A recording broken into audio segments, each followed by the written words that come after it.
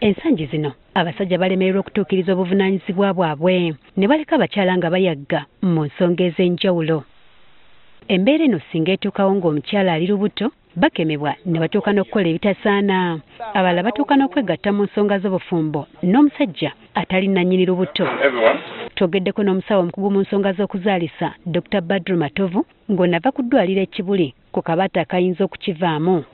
Omusawo agamba nti ekikolwa kino kiteeka omukazi ku bwerende obw'okufuna obuwuka kiyite infections. Omukyala ng'ali lubuto kimwanguyira nnyo ofuna infections endala ez'ekikaba kubanga omusaayi mungi guba gufulowinga eyo wansi mu bitundu byabwe ebyekyama. Infections zonna ekisigaddewo gonorrhea, herpes, chlamydia, omukyala kimwanguyira oddufuna ng'ali lubuto. N'akawuka ka siriimu nako kanguyirwa nnyo okukwata omukyala w'olubuto singa aba yeegase n'omusajja ng'akalina. Kusomera eyo nsomesa nnyo abaana ebya HIV n'embuto.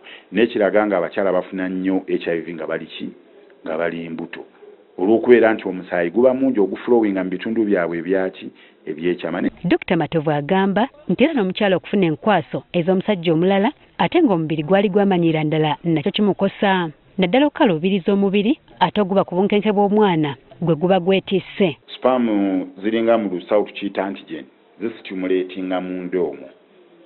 Kati omubiri gw'omukyala guproducinga some factors okutoleratinga ezo sperms.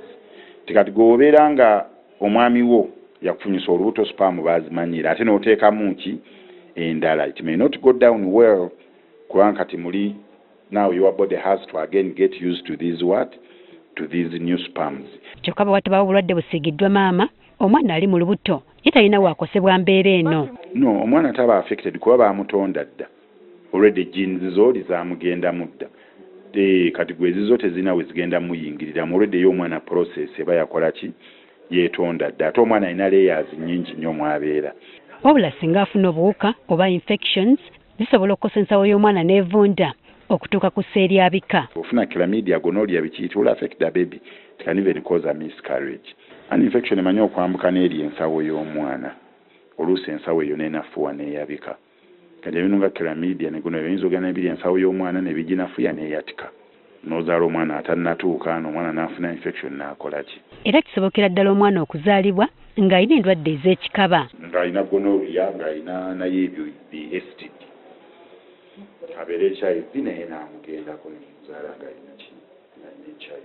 Kati ate bwe kiwa ku bazaalisa ab'ekinnansi oba bamulerwa, Aisha Nakiberu agamba kino kiviirako omukyala okufuna amakiro. Azaala omwana n'atuuka ng'ayagala mulya ng'amuyaayanira ng'amusikambula.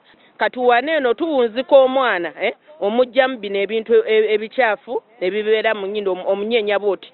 Ono aba yasituse dda bw'ati abanga agugumuka gubanga guzimu nga ayagala kwata omwana amulye. Kati bw'otamuggyaawo omwana oyo ayinza omukwata n'amulumaaluma. Kati ekintu ekyo kikutuukako nti nno oli weegasse n'omuntu tomanyi bimukwatako, tomanyi mbeera ze, ogenda okulanga oyambuse n'ekintu kyotakola ki kyotamanyi. Mu mbeera y'emu mbu n'omusajja bwe yeetaba mu bikola by'omukwano n'omukyala omulala ate nadde eri mukyala we ow'olubuto kisobola okuviirako omukyala we okulumwa ennyo olubuto n'atwala ebbanga ddene nga tannazaala. Naye ayina kyaleeta n'akyambaza omukyala ono ow'olubuto kubanga weegasse n'abakyala ab'enjawulo nabo tomanyi buli omu kyakola ki kyalina. Kyova olaba omukyala atuuka okuzaala olubuto ne lumuluma n'akongola olunaku n'akwata olulala n'akwata olwokusatu olubuto lumuluma gye yakoma okutambula mu bakazi bonna be yakoma olubuto gye lukoma okukola ki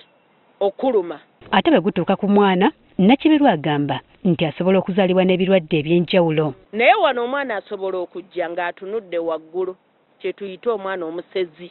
Weegatta n'omuntu omusezi nga tomanyi kizibu kye aba ayingizza ekitambo mu famire. Omwana ono asobola okujja n'erinnyo tobawulirangako Jennifer abaana be bazaala bebi ng'alina erinnyo limu bwe lityo oba liri waggulu oba liri wansi. Era ebyo byonna byekuusa ku ki ku bwenzi. Kino kitegeeza nti mu mbeera yonna omukyala w'olubuto alina kuba mwegendereza okwewala okweretera obuzibu wamu n'omwana gw'aba yeetisse. Jennifer Kabale, Agafeeyo, ku Spark TV.